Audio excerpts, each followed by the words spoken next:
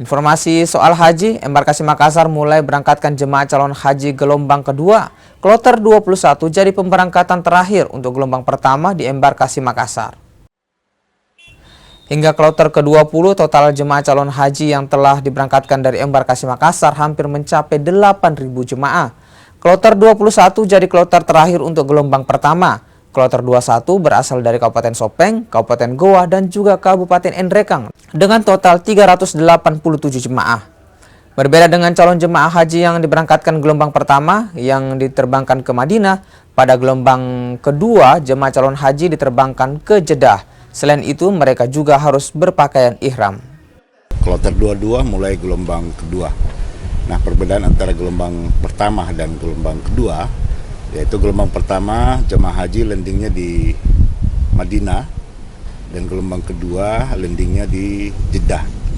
Artinya gelombang kedua mereka ini sebagai sosialisasi juga, mereka pada saat men-pack up barang-barangnya, mereka wajib memasukkan pakaian ihramnya di koper kecil, di koper kabin. Ya.